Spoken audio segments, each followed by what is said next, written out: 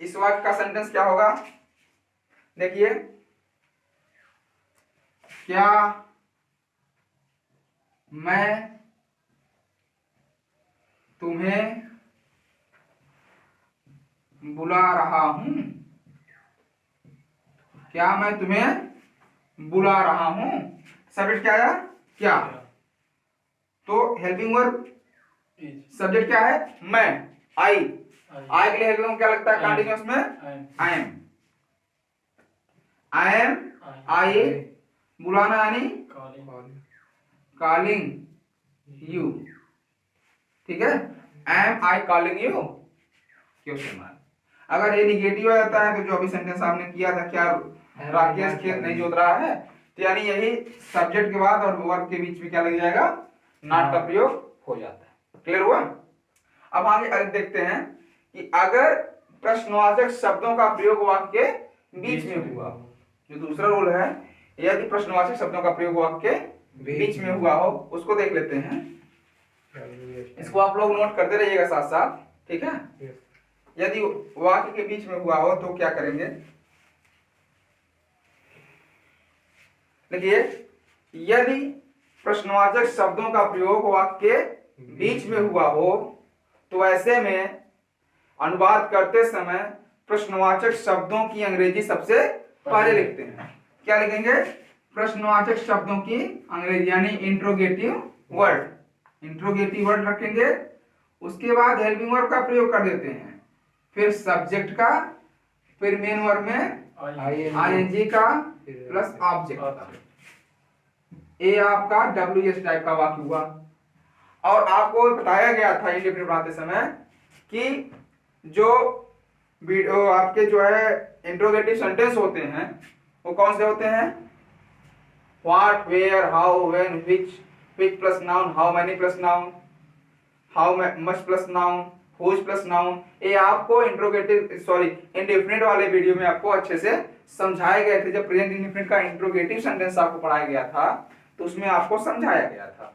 तो इसमें क्या है? इंट्रोगेटिव वर्ड पहले रखेंगे, फिर सब्जेक्ट रखेंगे, हेल्पिंग वर्ब रखेंगे, फिर सब्जेक्ट रखेंगे, फिर मेन वर्ब में आईएनजी लगाएंगे प्लस ऑब्जेक्ट लिखेंगे। जैसे तुम क्या कर रहे हो? क्या कर रहे हो? तुम अब क्या कर रहे हो? अब लगा देते हैं, थोड़ा सेंटेंस अच्छा रहेगा। तुम अब क्या कर रहे क्या कर रहे हो? तुम अब क्या कर रहे हो? यहाँ पे क्या इंट्रोगेटिव वर्ड कोई आया? क्या। क्या वाक्य के शुरू में हो तो हेल्पिंग वर्ब लगता है। अगर वाक्य के बीच में आए पहले तो इसकी अंग्रेजी लिखेंगे। कह कि यदि प्रश्नवाचक शब्दों का प्रयोग वाक्य के बीच में हुआ हो तो अनुवाद करते समय उनकी अंग्रेजी सबसे पहले लिखते हैं। तो क्या की अंग्रेजी क्या होगी? व्हाट। तुम के साथ हेल्पिंग वर्ब क्या लगेगा? इज। आर। इज नहीं, यू के साथ क्या लगेगा? हेल्पिंग वर्ब क्या हो जाएगा? व्हाट आर, सब्जेक्ट क्या होगा? You. What are you doing. और अब के लिए नाउ होता, what are you doing now. What are you doing now. एक एग्जांपल और देख लेते हैं। मैं तुम्हें कौन सी किताब दे रहा हूं? मैं तुम्हें कौन सी किताब दे रहा हूं। तो कौन सी किताब यहां प्रश्नवाचक है, इसके लिए क्या हो जाएगा? Which book. मैं am I giving you. Which book am I giving you. अगर यही इंट्रोगेटिव का इसका निगेटिव यानी WS टाइप वाले वाक्य का निगेटिव आ जाए तो कैसे कन्वर्ट करते हैं उसका मेथड देखते हैं। पहले क्या करेंगे? इंट्रोगेटिव वर्ड लिखेंगे प्लस हेल्पिंग वर्ब लिखेंगे प्लस सब्जेक्ट, इसके बाद नॉट प्लस मेन वर्ब में आईएनजी प्लस ऑब्जेक्ट। ठीक है? प्लस क्या करेंगे, ऑब्जेक्ट। ऑब्जेक्ट। इसको जिस तरह से मैं मेथड को बता रहा हूं आप लोग इसी तरह से फेयर भी कर लेंगे। Yes sir. ठीक है, ठीक। इसे ध्यान दीजिएगा कि अगर इनके साथ नॉट का प्रयोग हुआ हो, तुम आजकल क्यों नहीं पढ़ रहे हो, तुम आजकल क्यों नहीं पढ़ रहे हो, पढ़ रहे हो, आजकल क्यों नहीं पढ़ रहे हो, तो पहले क्यों आया, पहले इसकी इंट्रोगेटिव वर्ड लिखेंगे वाई, और तुम यानी यू के साथ हेल्पिंग वर्ड, तो क्या हुआ, why are you, why are you, subject के बाद क्या लगा, नॉट, और क्या नहीं कर रहे, पढ़ना यानी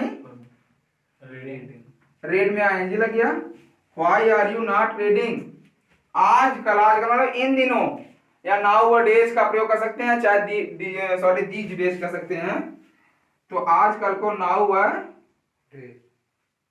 नाउ डेज, या फिर आप दीज डेज का भी प्रयोग कर सकते हैं। दीज डेज मतलब इन दिनों, और नाउ डेज मींस आजकल।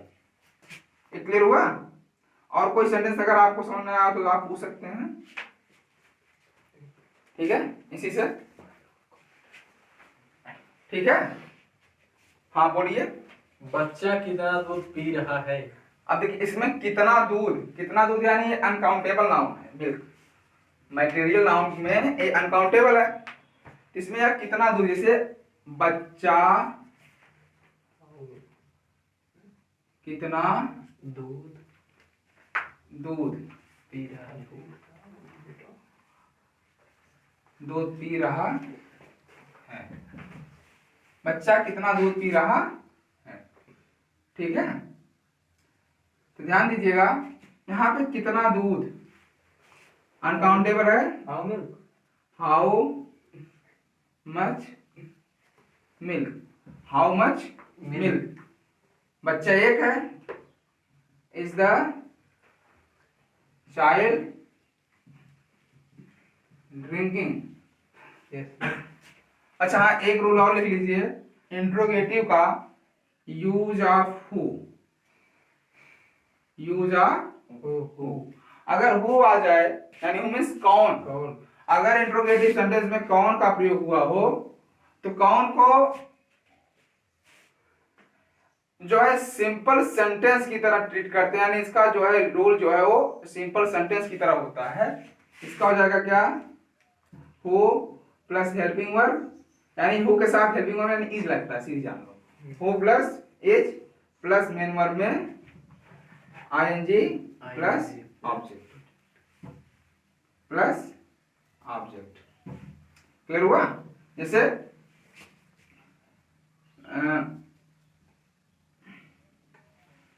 तुम्हें कौन बुला रहा है, तुम्हें कौन डांट रहा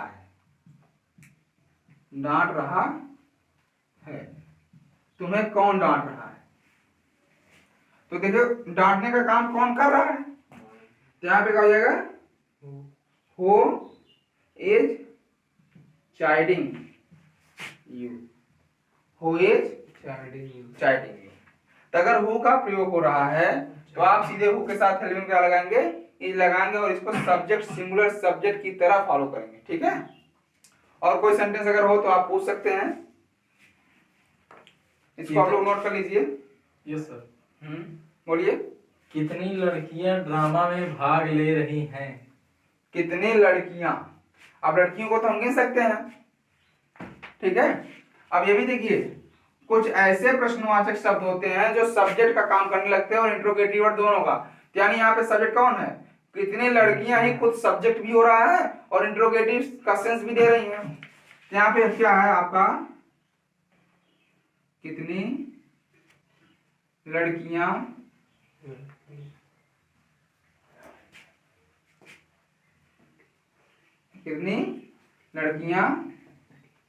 ड्रामा में भाग ले रही हैं। ठीक है, कितनी लड़कियां ड्रामा में भाग ले रही हैं। ध्यान दीजिएगा, कितनी लड़कियां सब्जेक्ट भी है और इंट्रोगेटिव वर्ड है, लड़कियों को हम गिन सकते हैं। तो जो हम गिन लें उसके लिए हाउ मैनी का प्रयोग होता है। How many plus noun, how many girls, clear हो गया। आर भाग लेना, taking part, taking part in the drama. ठीक है, और कोई सेंटेंस, और कोई सेंटेंस। तुम क्यों रो रहे हो? तुम क्यों रो रहे हो? ठीक है, क्यों, वाई, पहले क्यों की इंग्लिश लिखेंगे, वाई आर यू, रोना यानी weep, why are you weeping. Okay student, और तो कुछ नहीं पूछना है, और तो कुछ नहीं पूछना है। ठीक है, तो ओके स्टूडेंट्स, आप लोग जो है इस वीडियो को देखिएगा, प्रेजेंट कंटिन्यूअस टेंस से रिलेटेड जो वीडियो है। और अगर किसी भी सेंटेंस में कोई प्रॉब्लम होती है तो आपको जो है उसको आप कमेंट बॉक्स में जाकर के या स्कूल ग्रुप पे या मेरे पर्सनल व्हाट्सएप नंबर पर आप जो है वह अपनी समस्या भेज करके उसका समाधान प्राप्त कर सकते हैं। और साथ साथ इतना ध्यान दीजिएगा, जो है प्रेजेंट कंटीन्यूअस टेंस का इंट्रोडक्शन था, उससे रिलेटेड जो सेंटेंस आएंगे कैसे हमें कन्वर्ट करना है, यूज क्या है, कैसे जो है प्रेजेंट कंटीन्यूअस का हम कहां कहां यूज कर सकते हैं, कहां उसका प्रयोग होता है कहां नहीं होता है, ये सारे मैटर जो है आपको जब आपको सिंटैक्स पढ़ाया जाएगा तो वहां पे यूजेज ऑफ टेंस में आपको बताया जाएगा। अभी केवल आपको इंट्रोडक्शन दिया जा रहा है कि कैसे कंटीन्यूअस हम कैसे पहचाने, कैसे कन्वर्ट करें, इंडिफरेंट कैसे पहचाने, कैसे कन्वर्ट करें, और बाकी जो टेंसेज हैं चाहे परफेक्ट हो या परफेक्ट कंटीन्यूअस हो उनको कैसे हम कन्वर्ट करें। अभी आप केवल इतना इंट्रोडक्शन दिया जा रहा है, बाकी इसका जो यूज है डिटेल में इन इंग्लिश सेंटेंसेस, सो वो आपको जब सिंटैक्स पढ़ाया जाएगा तो उसमें अच्छे से क्लियर किया जाएगा कि प्रेजेंट कंटीन्यूअस टेंस का यूज कहां कहां होता है। अभी ये है कि प्रेजेंट कंटीन्यूअस होता क्या है। ठीक है, अभी हमने ये पढ़ा कि होता क्या है, कैसे इसको हम कन्वर्ट करते हैं और इसका यूज कहां कहां होता है इंग्लिश वाले सेंस में, उसको हम आपको जब सिंटैक्स पढ़ाया जाएगा तो उसमें क्लियर किया जाएगा। Okay students, thank you.